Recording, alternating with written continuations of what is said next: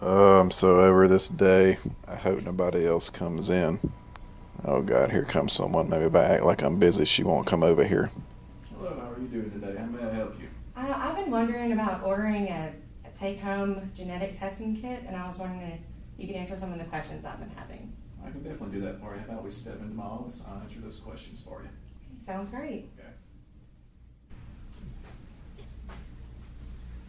If you'll just take a seat for me, please. So what made you decide to come in today and order a genetics testing kit?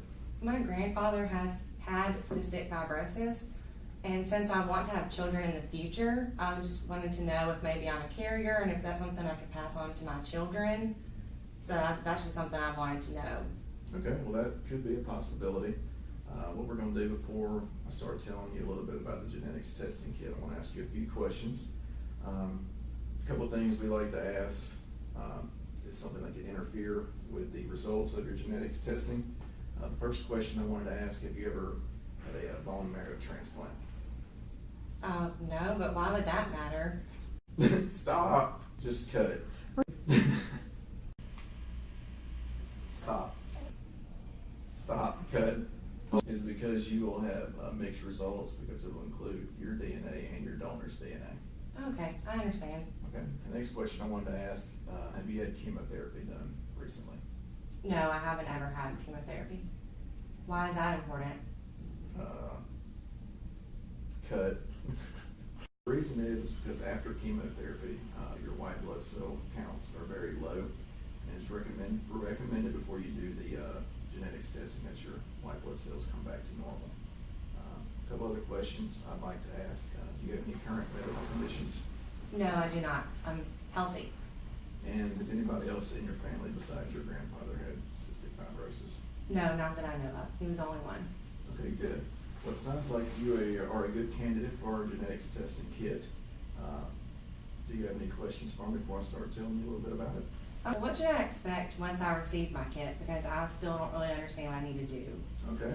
Well, here I can show you an overview of just what's going to be included in the kit and the steps that you will have to complete before you send your kit back off. Okay, perfect. Okay. Okay, and as we look here, this is what's going to be included in your kit when it comes to you in the mail. As you see here on the right, you will have your tube, your funnel lid, and your tube container, and also the specimen bag that your collection tube goes into. And if you'd like, and we'll zoom in here onto the pictures, and I'm just going to give you a brief overview of how this is going to work. First thing I need to tell you is before you take a specimen, do not eat, drink, smoke, or chew gum for 30 minutes before giving your saliva sample. Also, do not remove the plastic film from the funnel lid. Next, you're going to want to spit into the funnel into the amount of liquid reaches the fill line as you see in picture 2, not including bubbles. So you need to make sure when you spit into the collection tube that it's over the line without any bubbles. Next, you're going to want to hold the tube upright with one hand, close the funnel lid with the other hand as you see here by firmly pushing the lid until you hear a loud click. The liquid in the lid will be released into the tube, and this will mix with your saliva. Then also make sure the lid is closed tightly. Next, you're going to want to hold the tube upright, unscrew the funnel from the tube, and discard. Use the small cap to close the tube tightly and shake the cap tube for about 5 seconds. Then next you're going to want to place the capped tube into the plastic bag that came in your kit containing the absorbent pad and seal the bag. Do not remove the absorbent pad from the plastic bag once you have it in there. Then last, you're going to want to place your sealed plastic bag into the original box, peel the strip and seal the box closed, then ship it off. And you don't have to worry about paying for shipping. Shipping has already been prepaid with your purchase. The other things that I want to make sure and counsel you on with the stabilizing liquid that is in the tube, if it happens to get on any part of your skin, you're going to want to make sure and clean that off immediately. And also be sure not to ingest any of the stabilizing liquid. And how would I go about cleaning it off? If you do get it on your skin, make sure to wash it with soap and water immediately, as it could irritate the skin. Okay. So what questions do you have for me?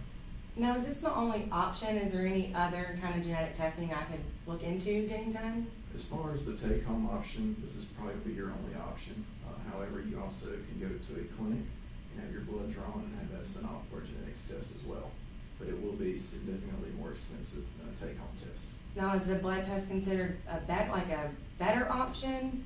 They are both equal in their results. Okay. Whichever one you have in a take-home test, you're going to have in a test where your blood was drawn. That's good. And how long does it usually take for you to get your results with these kits? Usually from the time you mail it off to the time they receive it, it will take roughly 6 to 8 weeks before you get your results back. What steps should I take if my results come back and tell me I'm positive for cystic fibrosis along with other conditions? Well, the first thing that I would do is contact a genetics counselor or a specialist. They'll be able to kind of explain more about your results and tell you what it means to be a carrier and maybe what steps you can take because of your concern about maybe passing it on to your children down the road. However, if your results are negative for cystic fibrosis, among other things, it doesn't completely rule out the possibility of you being a carrier or predisposed to other conditions.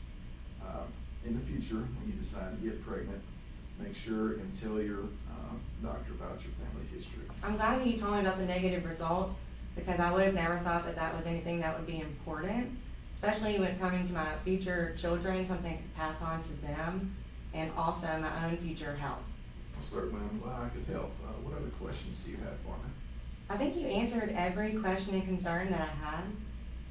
Okay, well, when you get your results in, feel free to come by and follow up with me. I can help maybe go over some of your results for you and maybe answer any questions that you may have. Okay. Thank you so much for your time. I really appreciate it. You're welcome. Have a good day. You too.